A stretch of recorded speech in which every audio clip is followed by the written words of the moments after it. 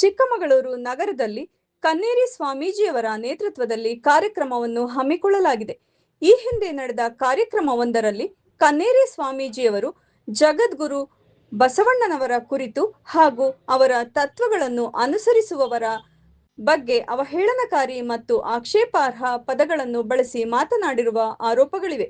ಇಂತಹ ಹೇಳಿಕೆಗಳು ಲಿಂಗಾಯತ ಸಮುದಾಯದ ಧಾರ್ಮಿಕ ಭಾವನೆಗಳಿಗೆ ಧಕ್ಕೆ ಉಂಟುಮಾಡುವ ಹಾಗೂ ಸಮಾಜದಲ್ಲಿ ಅಶಾಂತಿ ಸೃಷ್ಟಿಸುವ ಸಾಧ್ಯತೆಯನ್ನು ಹೊಂದಿವೆ ಎಂದು ಜಾಗತಿಕ ಲಿಂಗಾಯತ ಮಹಾಸಭಾ ಜಿಲ್ಲಾಧ್ಯಕ್ಷರಾದ ಗಂಗಾಧರಪ್ಪ ಹೇಳಿದರು. ಸುದ್ದಿಗೋಷ್ಠಿಯಲ್ಲಿ ಮಾತನಾಡಿದ ಅವರು, ಮುಂಬರುವ ಕಾರ್ಯಕ್ರಮದಲ್ಲಿ ಕನ್ನೇರಿ ಸ್ವಾಮೀಜಿಯವರು ತಾವು ಹಮ್ಮಿಕೊಂಡಿರುವ ಕಾರ್ಯಕ್ರಮದ ಉದ್ದೇಶ ಮತ್ತು ವಿಷಯಗಳಿಗೆ ಮಾತ್ರ ಸೀಮಿತವಾಗಿ ಮಾತನಾಡಬೇಕು.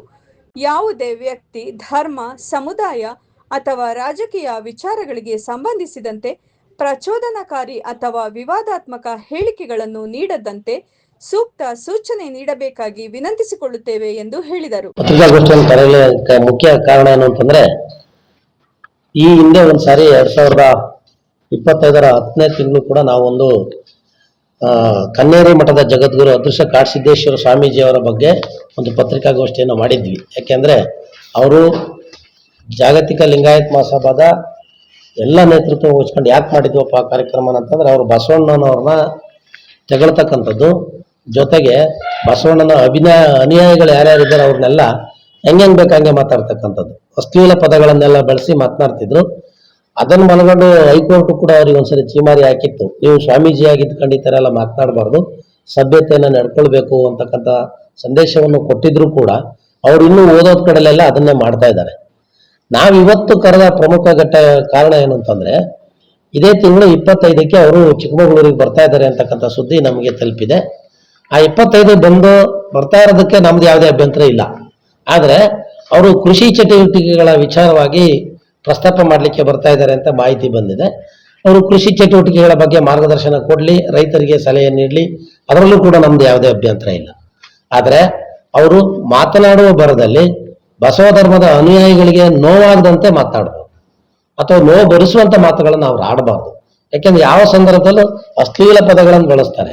ಬಸವಣ್ಣ ಹಂಗೆ ಹಿಂಗೆ, ಹಾಗೇನೆ ಅವರು ಅನುಯಾಯಿಗಳು ಹಾಗೆ ಹೀಗೆ, ಅವ್ರ ಸ್ವಾಮಿಗಳಿಗೆ ಯಾವ್ಯಾವ ರೀತಿ ಒಂದ್ಸರಿ ಮೆಟ್ಟಲ್ಲಿ ಹೊಡಿಬೇಕು ಅಂತಕ್ಕಂಥ ಪದನೆಲ್ಲ ಬಳಸಿದ್ರು. ಅದಕ್ಕೆ ಬಹಳ ನೋವಾಗಿ ನಾವು ಸ್ಟ್ರೈಕ್ ಮಾಡಿದ್ವಿ. ಆದ್ರೆ ಈ ಸರಿ ನಮ್ಮ ಚಿಕ್ಕಮಗಳೂರಿಗೆ ಬಂದಾಗ ಅವರು ಕೃಷಿ ಚಟುವಟಿಕೆ ಮಾಹಿತಿ ಕೊಡೋದ್ರಲ್ಲಿ ನಮ್ದು ಯಾವುದೇ ಅಭ್ಯಂತರ ಇಲ್ಲ, ಕೊಡ್ಲಿ. ಆದ್ರೆ ಶರಣರ ವಿಚಾರವಾಗಿ, ಬಸವಣ್ಣನ ಧಾರ್ಮಿಕ ವಿಚಾರವಾಗಿ ಅಥವಾ ನಮ್ಮ ಬಸವ ಧರ್ಮದ ಅನುಸರಿಸ್ತಕ್ಕಂಥ ಸ್ವಾಮೀಜಿಗಳ ಯಾರ ಬಗ್ಗೆನೂ ಕೂಡ ಅವರು ಅಶ್ಲೀಲವಾಗಿ ಮಾತನಾಡಬಾರ್ದು. ಈ ರೀತಿ ಮಾತನಾಡದೆ ಇರಲಿ ಅನ್ನೋದು ಒಂದು ಉದ್ದೇಶವನ್ನು ಇಟ್ಕೊಂಡು ನಾವು ಮುಂಜಾಗ್ರತಾ ಕ್ರಮವಾಗಿ ನಿಮ್ಮ ಗಮನಕ್ಕೆ ತರ್ತಾ ಇದ್ದೇವೆ. ಈಗ ನಾನು ಪ್ರೆಸ್ ರಿಪೋರ್ಟ್ ಲಾಸ್ಟ್ ಅಲ್ಲಿ ಕೊಟ್ಟಿದ್ದೇನೆ, ಕ್ರಮ ತೆಗೆದುಕೊಳ್ಬೇಕು ಅಂತೇಳಿ. ಇದನ್ನ ನಮ್ಮ ಜಿಲ್ಲಾಧಿಕಾರಿಗಳಿಗೆ, SP ಗಳಿಗೆ ಮನವಿ ಕೊಡ್ಲಿಕ್ಕೆ ಇದು ಮಾಡಿದ್ದೆ. ಅದೇ ಮಾಹಿತಿಯನ್ನು ಕೂಡ ನಾವು ನಿಮಗೆ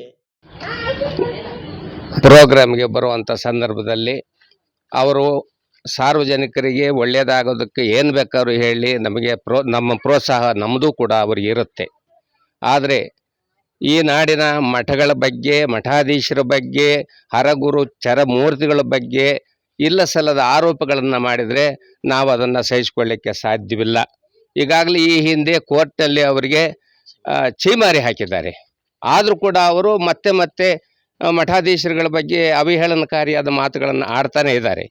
ಈಗಾಗಲೇ ಬೀದರ್ನಲ್ಲೂ ಕೂಡ ಅವ್ರ ಕಾರ್ಯಕ್ರಮ ಇತ್ತು. ಅದನ್ನು ಜಿಲ್ಲಾಡಳಿತ ಅಲ್ಲಿಗೆ ಹೋಗದಾಗೆ, ಅಲ್ಲಿ ಸಭೆ ನಡೆಸದಾಗೆ ತಡೆ ಹಿಡಿಯಲಾಗಿದೆ.